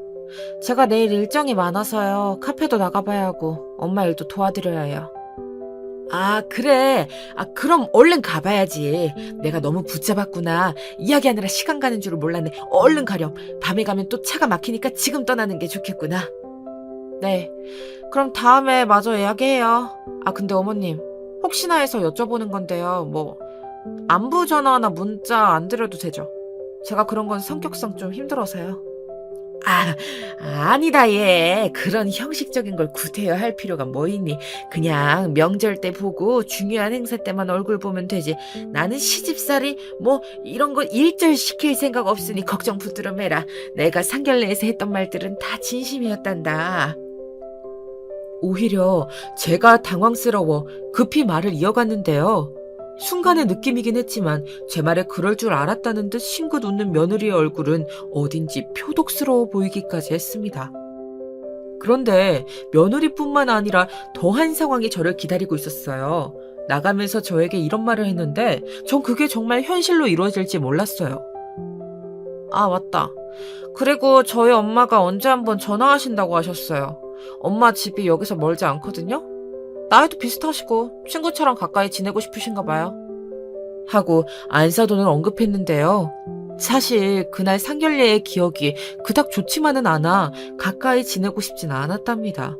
그런데 다음 주에 전화가 걸려왔고 만날 수 있겠냐 먼저 물으시더군요. 그것도 제가 하필 선약이 있는 날이었답니다. 선약이 우선이라 정중히 거절을 했는데요. 안사돈은 물러날 기미를 보이지 않더라고요. 지금요? 지금은 좀 곤란한데 선약이 있어서요. 시간도 늦었고 다음에 저녁도 같이 할 겸 이번 주말에 보는 건 어떨까요? 늦긴요. 약속은 다음으로 미루시면 되죠. 얼른 나오셔요. 제가 좋은 구경 시켜드릴 테니까. 안사돈은 그렇게 말하며 기사를 저희 집 앞에 보내겠다고 했습니다. 아이들을 생각해서라도 더 거절했다간 곤란하게 될 것 같아 어쩔 수 없이 수락하고 집 밖으로 나왔는데 정말 집 앞에 저를 데리러 누군가 와 있더라고요. 저에게 사모님이라 부르며 안사돈이 있는 곳까지 데려다 준다 하더군요. 그 차를 타고 가니 안사돈이 백화점 앞에서 저를 기다리고 있었어요. 그리고 그 자리엔 예상치 못한 한 사람이 더 있었는데 바로 며느리였습니다. 며느리가 저와는 거리를 두고 싶어 할 줄 알았는데 그 자리에 떡하니 저를 향해 손까지 흔들어주고 있어 꽤나 놀랐답니다. 그리고 쇼핑을 같이 하며 새로운 면모를 보게 되었어요.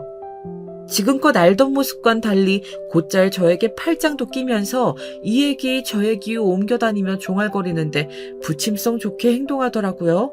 지금껏 저에게 했던 것과는 사뭇 거리감이 느껴질 정도였어요.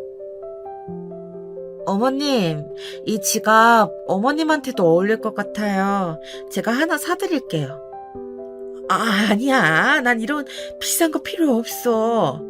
에이, 신혼여행 선물도 제대로 못 해드려서 마음에 걸렸는데요. 제가 하나 해드릴게요. 이걸로 결제해주세요. 제가 몇 번 거절했는데도 저 쓰는 지갑이 낡고 허른 것 같다며 예쁜 주황색 지갑을 챙겨주더군요. 지갑 선물은 원래 그냥 하는 게 아닌데 현금이 없어 못 넣어드려 죄송하단 말까지 하면서요. 순간 제가 알던 며느리가 맞나 하는 생각에 머리를 한 대 맞은 것 같기도 했답니다. 며느리는 시종일관 애교를 부려댔고 반면 안사돈은 저를 초대해놓고도 제가 있는지 없는지 모르는 듯 했어요. 명품관을 한 바퀴 돌더니 이 가방을 들었다 저 가방을 들었다 하며 혼자 신나게 쇼핑을 하더군요. 그런데 거기서 일이 생겼어요. 쇼핑을 하면서 지켜보니 직원을 대하는 태도가 상당히 무례하다고 느꼈는데 기어코 작은 언쟁이 일어난 겁니다. 아니, 이거 저번에 내가 사겠다고 먼저 셀렉해놓고 간 거잖아요. 고객님, 여기엔 그런 말이 적혀있지 않아서요. 다시 한번 확인해 주시겠어요? 내가 확인할 게 뭐가 있어. 너 지금 잘리고 싶니? 백화점 명품관 고객을 이렇게 대하면 니들 모가지도 같이 날아가는 거 몰라? 얼마나 무례하게 행동하는지 순간 너무 창피해 저도 모르게 주변을 둘러보게 했어요. 며느리가 말려 겨우 백화점 밖으로 데리고 나갔는데요. 안사돈은 분이 풀리지 않는지 혼자 계속 직원들을 욕을 하며 씩씩거리더라고요. 그러다 자기 기분도 풀 겸 와인을 마시러 가야겠다며 저를 끌고 다짜고짜 차에 탔는데요. 그렇게 이어서 저희의 만남은 원치 않게 레스토랑까지 가게 되었지요. 그런데 그 레스토랑에서 전 안사돈과 예상치 않은 일이 터져 언성이 높아지게 되었답니다. 제 평생 이런 일은 손에 꼽는데 그날만큼은 저도 골맞던 상처가 건드려져 참을 수가 없더군요. 일단 먼저 메뉴판을 보고 저도 먹고 싶은 걸 주문하곤 기다리는데 안 싸더니 제가 메뉴판이 영어라 못 읽을 거라 생각했는지 제대로 잘 골랐냐고 묻더라고요. 그런 게 있으면 다음부턴 대신 골라줄 테니 부끄러워하지 말고 말씀하세요. 워낙에 이런 문화는 익숙하지 않으실 거 아니에요? 비하 가득한 발언은 시작일 뿐이었어요. 레스토랑에서 나온 메뉴들, 스테이크와 샐러드, 수프 다 고급스럽고 맛있습니다. 입에서 살살 녹을 만큼이요. 하지만 제 속은 체할 것 같더군요. 그러다 며느리가 잠시 화장실에 가고 갑자기 화제가 저의 지나간 과거 이야기로 번져갔어요. 너무 뜻하지 않은 전개라 당황스러웠지만 안사도는 왜 제게 재혼을 하지 않으셨냐 묻더라고요. 그래서 허심탄회하게 지나간 이야기를 털어놓았고 아들을 홀로 키워 아빠 없이 자라게 한 점이 미안하다고도 말하게 되었어요. 그런데 여기서 이어지는 말이 참으로 경박스럽게 짝이 없었습니다. 나는 혹시나 사부인에게 무슨 하자라도 있는 건가 했는데 다행이네요. 그래요. 가끔 우리 사위 볼 때 아버지 없이 큰 게 티가 나서 내가 다 안쓰러운 마음이 컸는데 그런 사정이 있으셨군요. 아버지 없는 티요? 예, 아무렴 당연히 나죠. 여자도 아니고 남자인데 어떤 부분이라 콕 집어 말할 수는 없지만 사람이 좀 그늘이 있어 보이잖아요. 얼마나 죽어라. 그런 티를 내지 않기 위해 노력하며 살아왔는데 듣자마자 가슴속 한가운데 미세한 균열이 나고 있는 것 같았습니다. 그래서 제가 병원 개원도 도와주려는 거 아니겠어요? 사실 병원이라는 게 위치도 참 중요해요. 아시다시피 저희 건물은 위치도 좋고 절대 망할 리는 없거든요. 사위 입장에서는 얼마나 편하겠어요? 사돈도 저한테 잘하셔야 해요. 그 여잔 제 표정이 어떻게 변하든지 간에 신경 쓰지 않고 계속해서 경솔한 발언을 이어갔습니다. 그리고 가는 게 있으면 오는 것도 있어야죠. 오늘 식사값은 사돈이 계산하세요. 제가 명품관 구경도 시켜드리고 기사 딸린 차도 타드리게 했는데 이 정도는 기쁜 마음으로 하실 수 있죠. 순간 저는 도저히 표정 관리를 하지 못할 것 같아 자리에서 일어섰습니다. 화장실에 갔다던 며느리가 돌아오고 이상한 분위기를 감지했는지 무슨 일이라 묻는데 굳은 얼굴로 묵묵히 계산서만 들고 카운터를 향했습니다. 한 걸음 한 걸음 옮길 때마다 다시는 만나지 않겠다고 다짐하면서 말이죠. 근데 뒤에서 시시덕거리는 소리가 들려오더라고요. 아니, 저 옆에 있네 웃기네? 계산 좀 해달랬더니 저렇게 얼굴이 굳어? 아니, 교사였으면 적어도 품위를 지킬 줄 알아야지. 좋은 구경 다 시켜줬더니 기분만 잡쳐. 성격이 저러니 일찍부터 과부가 됐지. 뭐라고? 지금 뭐라 했어요? 다시 말해봐요! 그 말에 전 그만 가슴에서 열이 뿜어져 나오는 듯 폭발하고 말았습니다.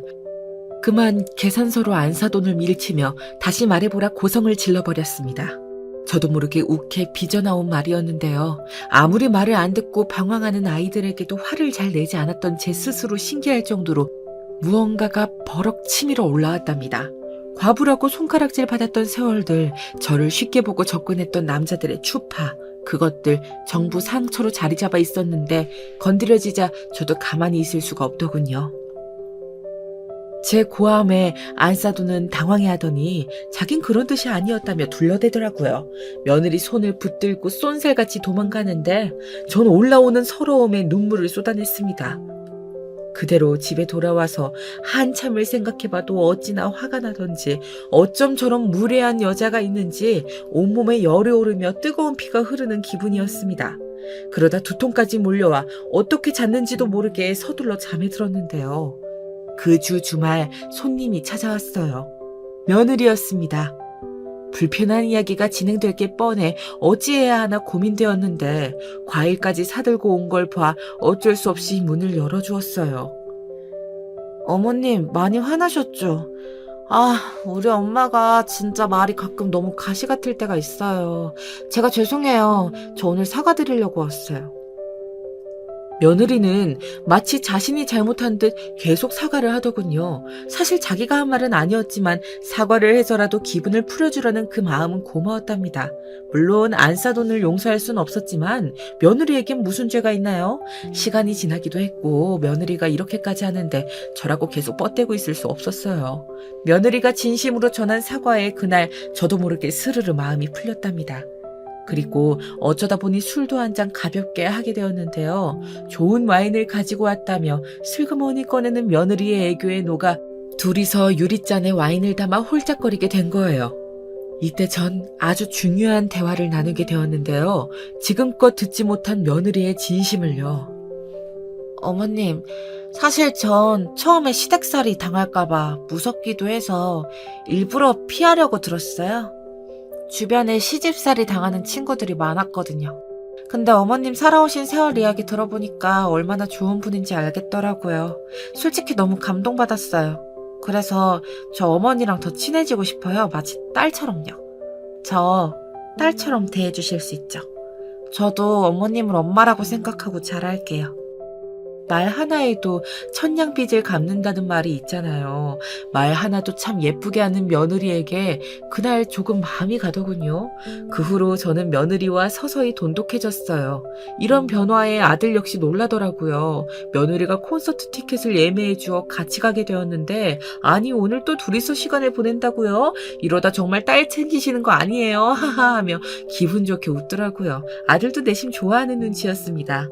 사실 아들은 이미 병원 일로 너무 바빠 마음이 가까워도 물리적으로 시간을 보내기가 힘들었는데 며느리가 있으니 그렇게 마음의 허한 부분이 채워지는 듯 했습니다. 특히나 학교를 그만두고 나서부턴 더더욱 그러했어요.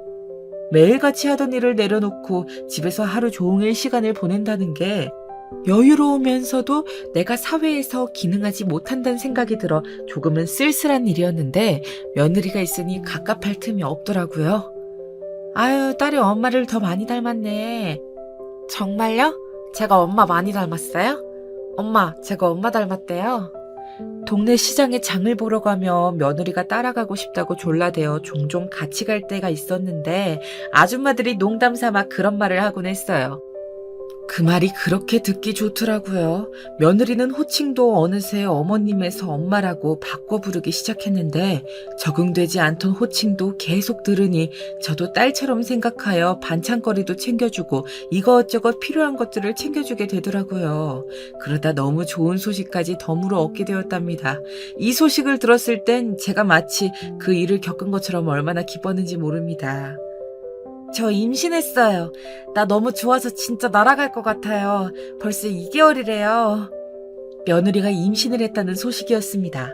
아들이 나이가 적지 않던 터라 조금 걱정스러웠는데 다행히 며느리 나이가 젊어 금방 임신이 된 모양이더라고요. 며느리의 아이같이 순수한 반응에도 절로 웃음이 터져 나왔습니다. 먹고 싶은 거 해줄 테니 입덧만 가라앉으면 뭐든 말해. 요리 실력은 별로인데 열심히 만들어 보마. 엄마 짱이에요. 사실 저희 친정엄마도 요리는 늘 가정부 아주머니가 해주셔서 잘 못하는데 저 엄마 음식으로 호강하겠네요. 며느리는 엄마가 2명이니 너무 좋다면서 임신 후 이것저것 먹고 싶은 것들을 주문하곤 했는데 저는 정말로 제가 집에서 할 수 있는 요리들은 레시피를 찾아가면서라도 다 해다 바쳤어요. 나중엔 이 행동을 정말 뼈저리게 후회하게 되었지만 그때는 기쁜 마음으로 해주었답니다. 내게 소중한 손주에게 먹이는 음식이니만큼 며느리에게 해주는 음식이니만큼 비싼 재료도 공수하여 영양식이라고 갖다 주기도 했지요. 그 보답으로 며느리는 제 생일에 비싼 선물을 택배로 보내주었는데요. 하지만 며느리의 행동이 언젠가부터 변하기 시작했어요. 며느리는 아이를 출산하자마자 저에게 도움을 요청했고 저는 흔쾌히 수락하여 며느리를 도와주고 있었어요. 아직도 기억나는 그날은 제가 손주를 봐주고 있던 날이었는데요. 당연히 손주니 얼마나 예쁘겠어요. 문득 아들 어렸을 적 생각도 나 저도 모르게 아이 볼을 쓰다듬는데 갑자기 버럭 고함 소리가 들리더라고요. 어머님, 조심해 주셔야죠. 그렇게 긴 손톱으로 쓰다듬으시면 어떡해요. 아니, 나는 내 손톱이 그렇게 긴가? 그젯밤에 자른 건데 아이 볼에 상처가 난 것도 아니고. 그래도요. 손은 씻으셨죠? 무조건 씻으셔야 돼요. 며느리 집에 가면 1분 이상 손 씻게 하는 건 물론이고 전 며느리 집에 들어가자마자 샤워부터 해야 했어요. 제가 비위생적인 손길로 아이를 만지려 드는 게 싫다면서 그렇게 하라 우기는데 속으론 화가 났습니다. 내가 수락해서 한 일이긴 하지만 부탁하는 입장에서 이렇게 시어머니에게 무리하게 구는 건 정도가 지나친 게 분명했어요.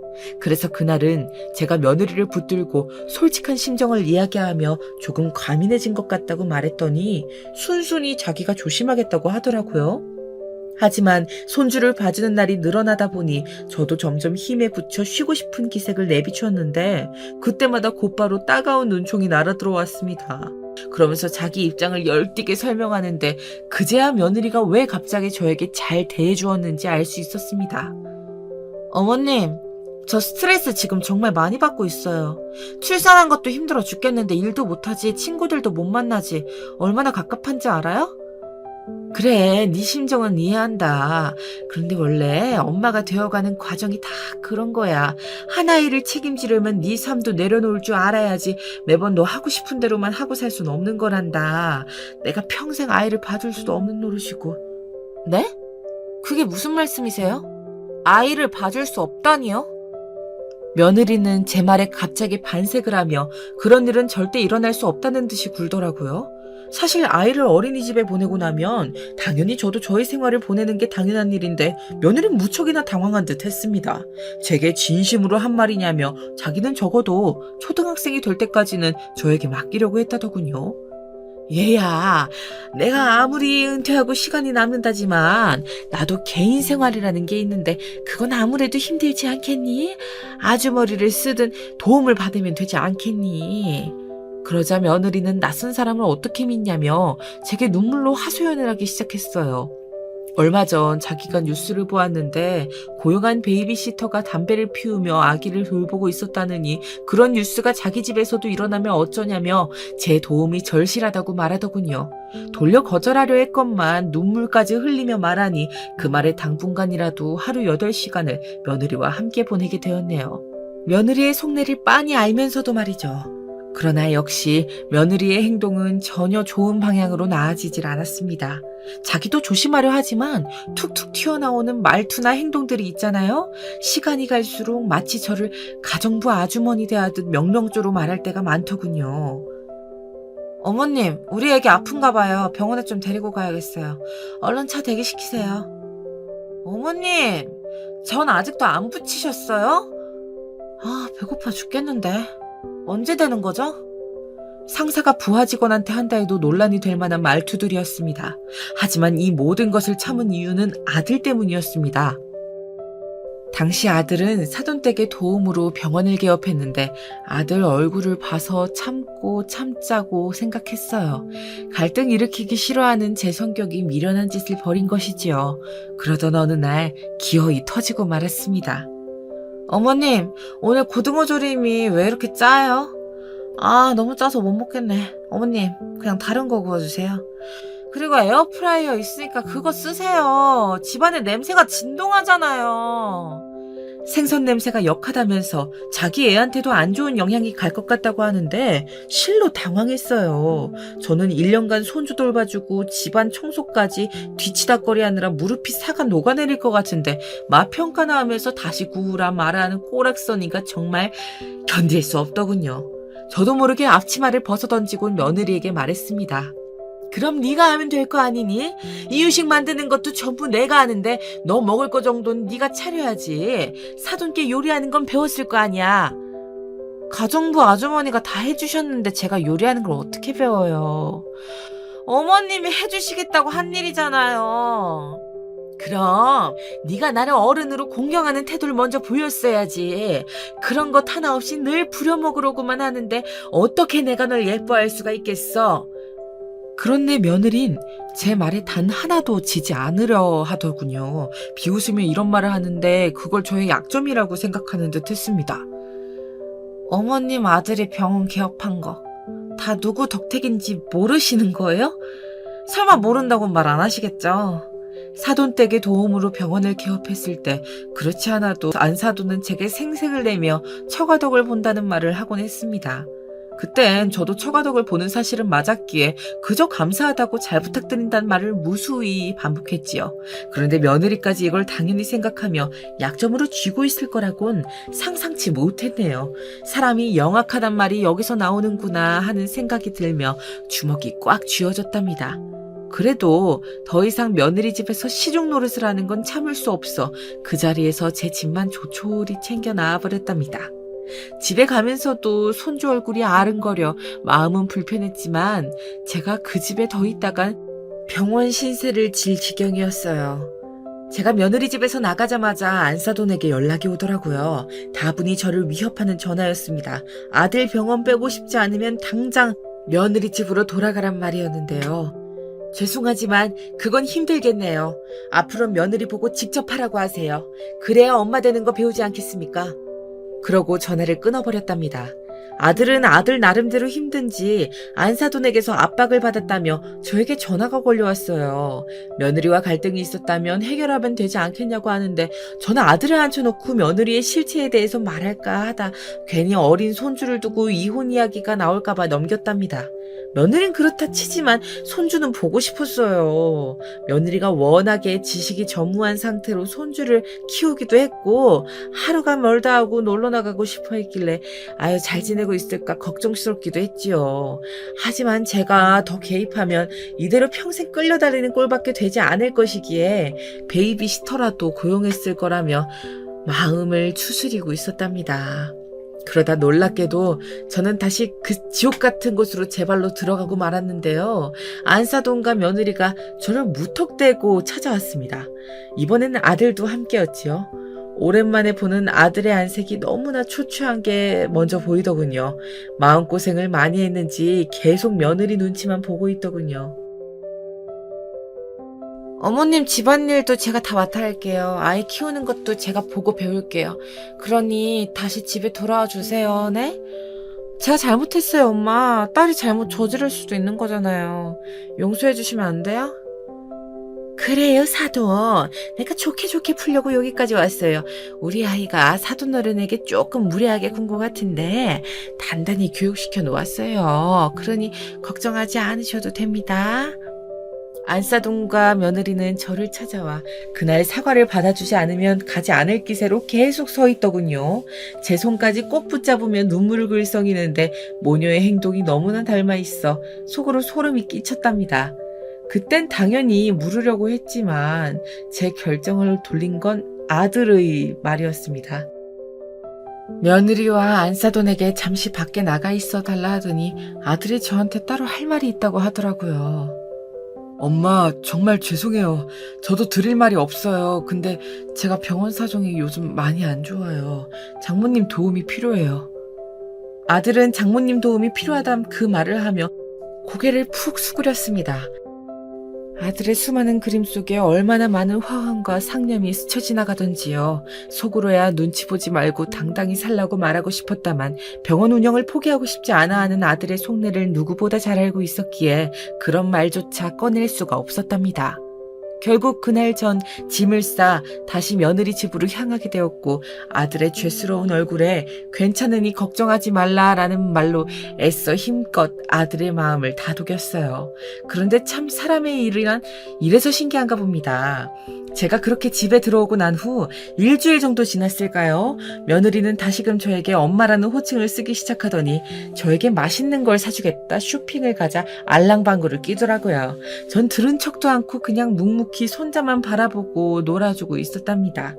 우리 손자는 장난감 자동차를 보면 무척 좋아했는데 그 바퀴를 땅에 대고 굴려주면 또르르 굴러가는 모습만 보면 까르르 웃곤 했어요.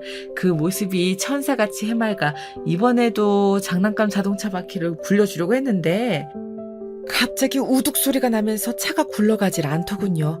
보니까 바퀴가 하나 빠진 거였어요. 아이고 이를 어쩐담. 현우야, 할미가 다른 장난감으로 놀아줄게. 이건 버려야겠다 싶어 장난감 박스에서 다른 장난감을 고르던 중 갑자기 며느리가 저에게 와서는 장난감을 들며 버럭 소리를 지르더군요. 이거 어머님이 한 짓이에요? 어머님, 이게 얼마짜리인지 아세요? 그게 얼마짜리인진 모르겠다만 내가 너한테 장난감 망가질 것 같다고 하지 않았니? 그 바퀴 전부터 부실했었어. 이거 명품이에요, 명품. 아씨, 애 맡겨놨더니 일도 하나 똑바로 못하시고 뭐 하는 거예요? 잘하는 게 하나도 없으시네. 이래서 의사 아들은 어떻게 키우셨대? 어머님, 장난감 물어낼 돈 없으시죠? 아, 짜증나. 몸으로 때우세요, 그럼. 며느리 쇼핑 가자는 자기 말을 무시한 게 화가 났는지 온갖 막말을 퍼붓더니 저에게 화장실소를 하나 쥐어주더라고요. 장난감 값이 최소 30만 원은 하니 그 돈으로 청소를 하라고요. 어머님 시급 생각하면 싸게 쳐드리는 거라고 하는데 소를 받은 제가 너무 어이가 없어 순간 허탈한 실소가 나왔습니다. 방긋방긋 웃고 있는 천사 같은 손주를 보니 울컥 눈물이 치솟더군요. 하지만 전 꿋꿋이 그 화장실 청소를 했답니다. 무려 5시간에 걸쳐서요. 처음에는 대충 변기와 세면대 정도만 청소해주는 줄 알고 락스를 뿌렸더니 물때까지 싹 벗겨내라며 5시간 동안 밥도 주지 않고 그 안에 있게 하더라고요. 서러움에 눈물이 밀려오면서 꾸역꾸역 변기를 닦아내는데 그때부터 제 마음속에 이대로 살아선 안 되겠다. 내가 뭐라도 해야겠다는 생각이 들더군요. 그게 복수였습니다. 며느리를 망하게 만들 복수 말입니다. 구체적으로 계획에 옮기기 전 저는 이미 지피는 구석이 있어 흥신소를 운영하는 사촌 오빠에게 며느리에 대해 알아봐달라 부탁을 해놓았어요. 아니, 무슨 일이길래 며느리 뒷조사를. 부탁 좀 드릴게요. 내가 꼭 알아봐야 할 게 있어 그래요. 내 인생이 걸린 일이에요. 제가 말한 지피는 구석이란 며느리가 출산을 하기 직전 일어난 일이었는데요. 그날은 며느리 생일이기도 하여 저와 아들이 직접 축하 파티를 해주기 위해 며느리 집에 가 소고기 미역국을 끓여놓고 기다리고 있었어요. 근데 정리정돈되지 않은 화장대와 침구류가 눈에 띄더군요. 부부끼리 쓰는 방이니 들어가기 조금 머뭇거려지긴 했지만 아들이 허락하여 제가 손을 대기 시작했어요. 며느리가 올 시간에 맞춰 준비한 깜짝 파티였기에 아들은 밖에서 케이크를 준비하고 저는 정신없이 화장대를 정리하는데 향수병 하나가 눈에 띄더라고요. 이니셜이 각인된 향수였는데 신기하게 S.J라고 각인된 향수였습니다. 보통 누군가를 각인할 땐 자기 이름을 각인하곤 하잖아요. 그런데 다른 이름이니 조금 특이하다고 생각했던 것 같아요. 아무쪼록 화장대 정리를 마치고 며느리가 들어오길 숨죽여 기다리고 있는데 저 멀리서 며느리로 생각되는 목소리가 들리더라고요. 어찌나 크게 통화를 하는지 비밀번호를 누르며 전화를 하는데 그 목소리가 제가 있는 곳까지 전해지더군요. 그래, 지금 내가 얼마나 편하게 생활하고 있는지 모를 거야. 아무튼 내가 조만간 당신 집으로 갈게. 나도.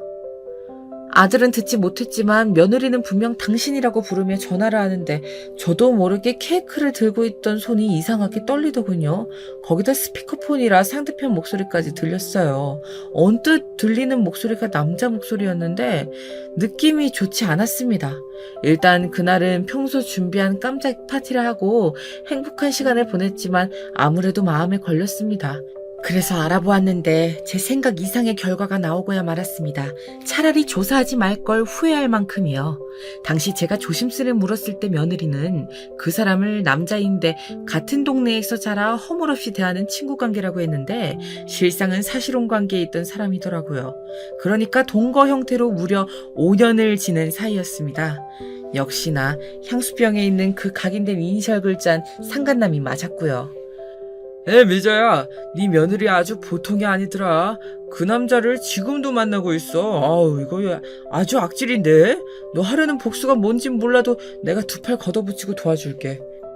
사촌 오빠의 말에 따르면 심지어 아직도 그 남자 집을 들락거리기까지 하며 알콩달콩한 시간을 보내고 있다 하더군요.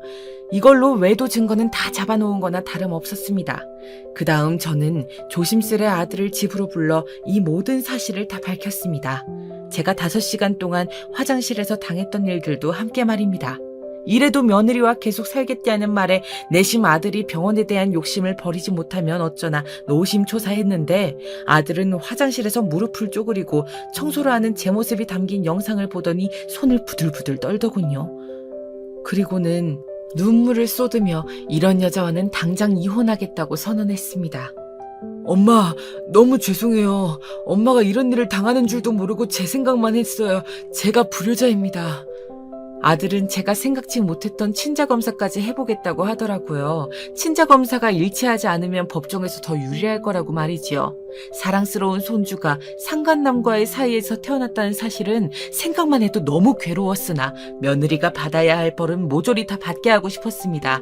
저는 그때부터 내가 세상을 뜨는 한이 있다 하더라도 뭐든 다 하겠다는 각오로 며느리 집을 찾아갔어요. 아무래도 제가 안 와 친구들과 못 놀고 있다며 문자통으로 난리를 치고 있었거든요.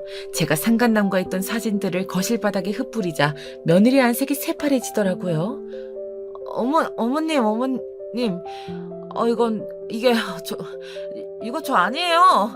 어디서 이런 사진을 은큼하게 찍어와가지고, 저 아니라고요. 아니라고? 정말 아니라 말할 수 있니? 너 내 손주가 친손주가 아니란 사실까지 드러나면 니년 머리털을 다 쥐어 뜯어 놓을 거야. 알았어? 제게도 이런 성격이 있었는 줄 미처 몰랐는데요. 저는 그 자리에서 며느리 뺨을 무려 연달아 3대를 쳤습니다. 맞고도 부들부들 떨며 아무 말 못하는 며느리를 뒤로하고 나오면서 얼마나 속이 시원하던지요. 마음 같아선 변기솔로 얼굴을 헤집어 놓고 싶은 심정이었기에 안타까움마저 들더라고요. 복수는 이에 그치지 않고 사촌 오빠의 도움으로 며느리가 운영한다는 쇼핑몰과 더불어 커피숍에 관해 글을 올리기까지 했답니다. 큰 타격이 있었던 거가 아니지만 누군가 저를 도와주고 있다는 사실만으로도 감사했어요. 상간남과는 어떻게 되었냐고요? 알고 보니 그 상간남이 아이 2을 가진 유부남이었더라고요. 아들이 없는 시간을 골라 그 집에 직접 가선 며느리와의 관계를 낱낱이 까발렸답니다. 결국 그 가정도 파탄이 나고 며느리와 아들의 관계도 정리가 되었지요. 그리고 안사돈이 저를 찾아와 감히 자기 딸 뒤에 이혼이란 꼬리표를 붙이게 했으니 자기도 가만히 있지 않겠다고 하는데 우스워 소금을 가져와 면상에 뿌려줬습니다. 소금에 맞고 쫓겨나는 꼴을 보고 아들과 저는 한바탕 웃었답니다. 하지만 웃지 못할 사실이 있었으니 손주가 상간남과 며느리 사이에 태어난 아들이었단 거예요. 그 사실엔 저도 아들도 억장이 무너질 것 같더군요. 그 이후 며느리의 집안이 어떻게 되었는지 알 길은 없어요. 대대로 부자였으니 잘 살 수도 있겠죠. 또 다른 남자를 골라 살 수도 있었겠고요. 하지만 이 정도 복수를 하고 끝낸 것만으로도 전 충분히 만족한답니다. 매일 이혼한 여자들 뒷담화했던 며느리가 그 신세가 되었으니 자존심에 얼마나 스크래치가 났겠어요. 그래서 후회가 없답니다. 요즘은 돌아온 아들에게 고마운 마음도 큽니다. 이혼 소송이 마무리되고 아들은 저에게 이런 말을 하더군요. 엄마가 아니었으면 내가 출세에 대한 욕심을 버리지 못했을 거예요. 병원에 대한 집착 놓게 해주셔서 감사해요. 그래, 한번 우리 다시 잘 살아보자꾸나. 전 아들과 다시 한번 잘 살아보자는 다짐을 하면서 그렇게 화해 아닌 화해를 했답니다. 앞으로도 저와 아들 잘 살아갈 테니 지켜봐 주세요. 후기를 들려줄 수 있는 기회가 생긴다면 또 찾아오겠습니다.